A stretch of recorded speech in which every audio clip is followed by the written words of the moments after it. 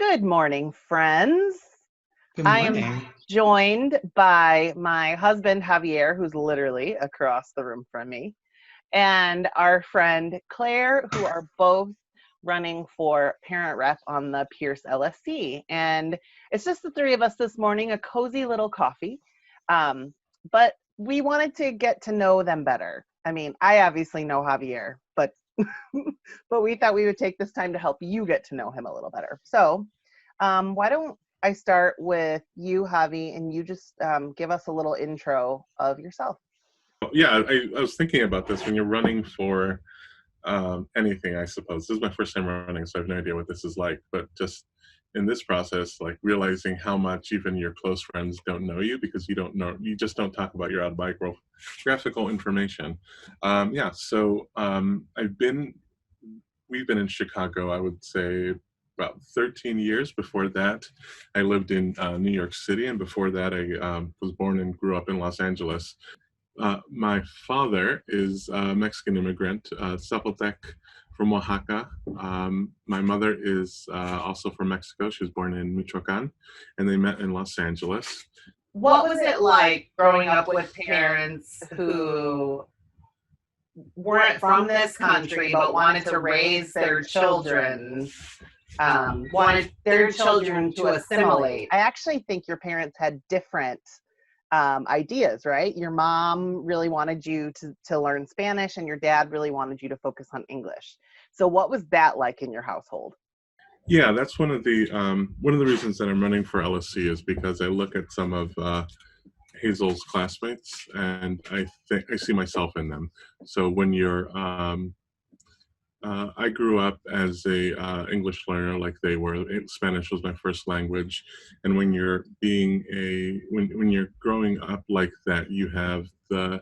I think the first thing that most people think of is the language barrier. Like you need to learn a different language, but there's also socioeconomic, which is a little bit more visible. One of the hardest things I think is the cultural barriers. Like when you're in class, you just don't understand a lot of the context because it's not the context that you are growing up with here in Chicago, and it's not even the context that your parents have grown up in.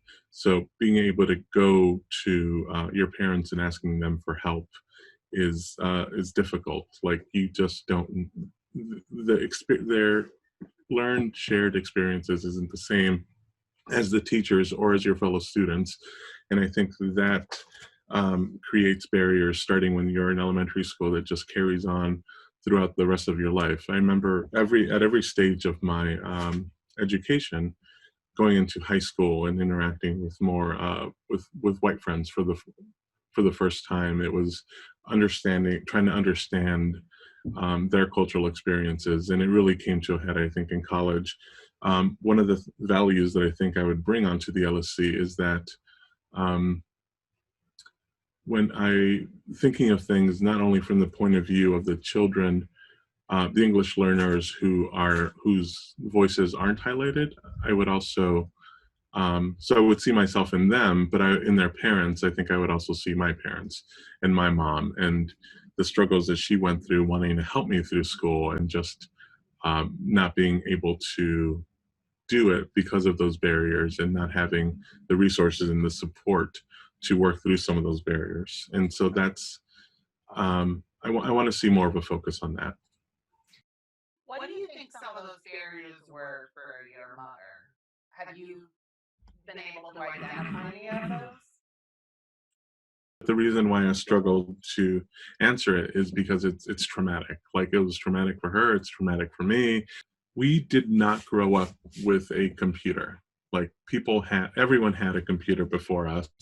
And one of the proudest moments in my mom, it was a moment of pride for her, where she was finally able to buy a computer, and we went to the Fry's Electronics because there was a computer on sale that she could afford there, and she went and I showed her which computer was the best one that was within her budget, and we get up to the checkout counter, and we go to buy pay for the computer, and she pulls out her debit card, and she pays for it, and then the checkout person immediately asks her for an ID.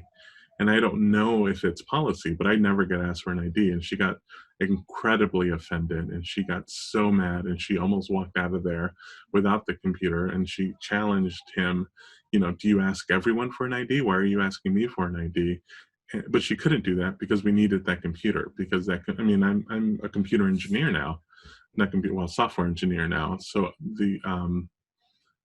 so that computer made all the difference, but she had to swallow that, and she had to buy that computer.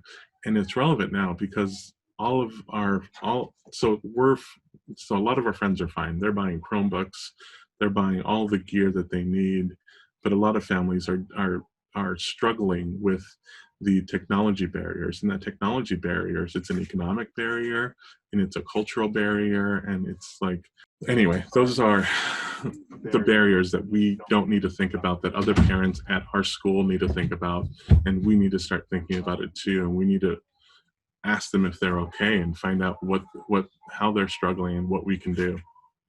There was something you said I want to circle back to too, as we think about the kids. So often, I think kids like you who have parents that are immigrants, those kids are the bridge between their parents and buying things in stores and navigating schools.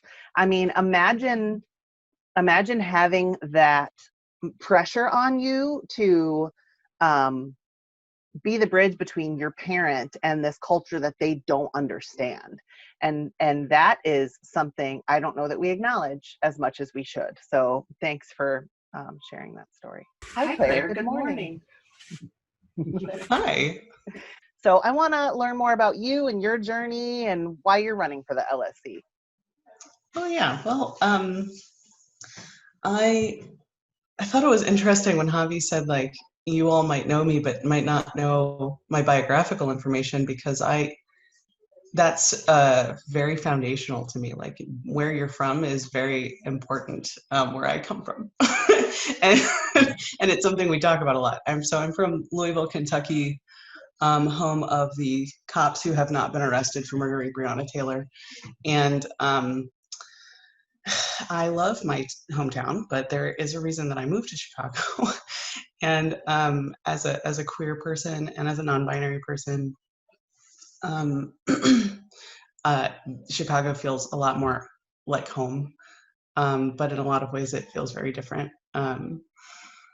I was born in Ohio, actually, and then lived most of my life in Louisville, Kentucky. And then we just moved here a year and a half ago. So this is our second school year at Pierce. My partner got a job at Howard Brown, working with trans youth, which is really cool. Hey, babe, I'm talking. Can you try to be quiet? Thank you. And that's what brought us up here. I'm a Montessori educator these days. Have worked in education my whole career. I started in higher ed as an instructor and worked with young adults. And then when my own son started going to a Montessori preschool, kind of by accident, I didn't know that much about Montessori. I realized that children were way cooler than grown-ups to work with. Whatever, 18 to 24-year-olds are cool.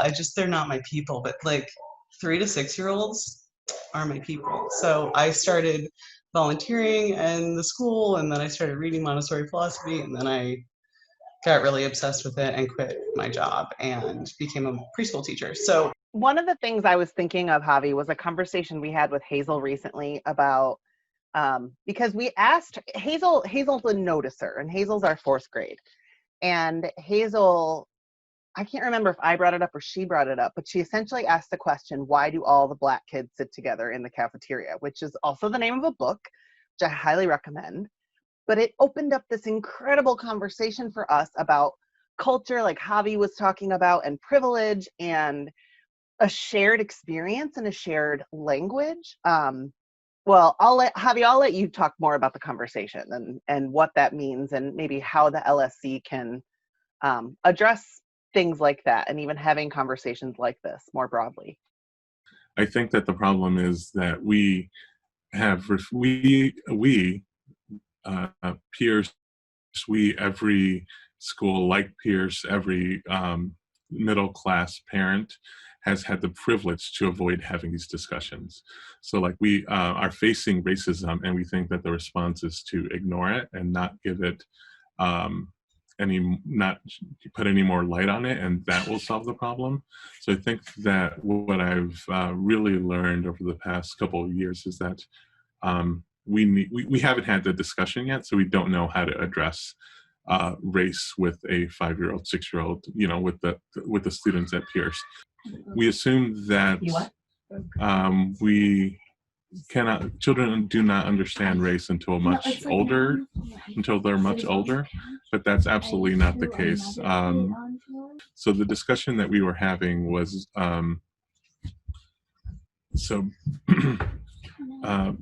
was about the segregation that happens in classrooms starting in kindergarten, because that's when Hazel started Pierce. From her point of view, the Black kids and the English learner kids would hang out with one another, and she and the other kids would hang, and the other, I think what we zeroed in on it was the children with white parents would children with at least one white parent. Yeah, and I think that was, yes, exactly. Like it was really hard for me to how do I characterize this in a way that is accurate, but actually captures what we're talking about. And the impact of it begins in kindergarten. So that's did we ever talk to Hazel about race? Did we ever talk to any of the other kids about race? No, but they understand cultural differences. They understand what they've been taught from living in the society, and they act on it.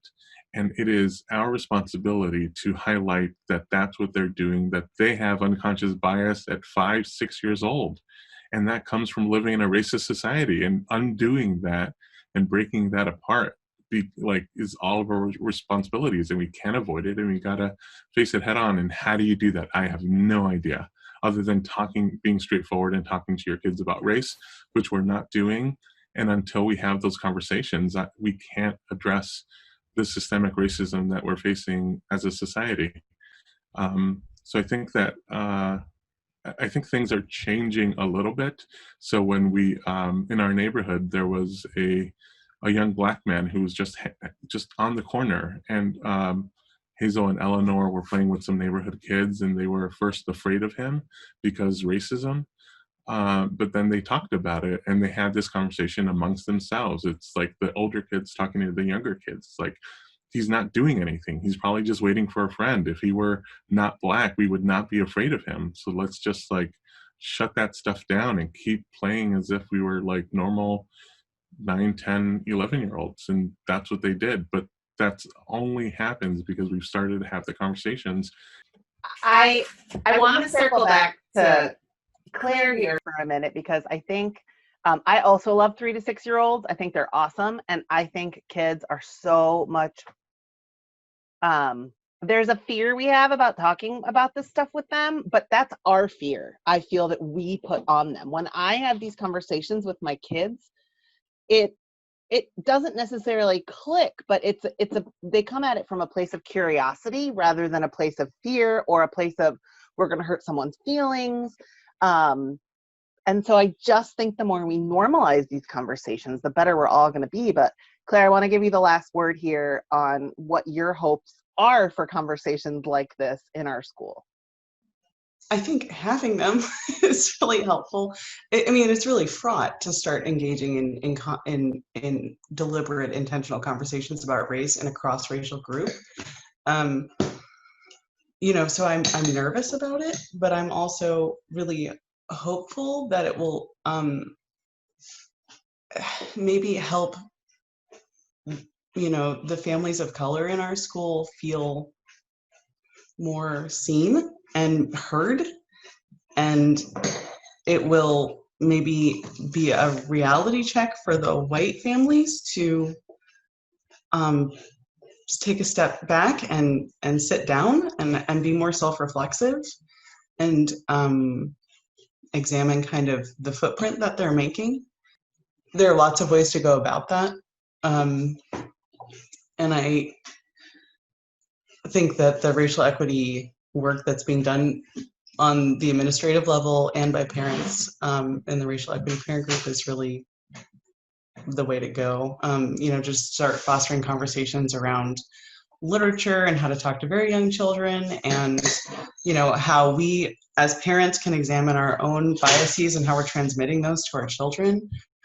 Those are the kinds of conversations I want to see happen among us. And then I want Principals Amy to keep working on the CIWP like she has been. And I want to, I think changing the demographics of power at the school and like the representation is important. I mean, representation isn't everything, but having more Black and brown teachers at the school would be super great. I mean, to see, a Latina teacher who is a native Spanish speaker would mean so much to kids like Javi's background, like that like, oh, you get my context. We are going to do curriculum that culturally makes sense to me, right? And that's kind of why in my platform for LSC, I'm talking about decentering whiteness. That's kind of what I'm talking about. Is like, even when the curriculum is bilingual, if it's completely centered on white cultural references, then children are missing opportunities to learn. So those are the kinds of things that I would like to see from the community and from the faculty and staff of the school. Wonderful. You're both wonderful. I'm glad to know you both.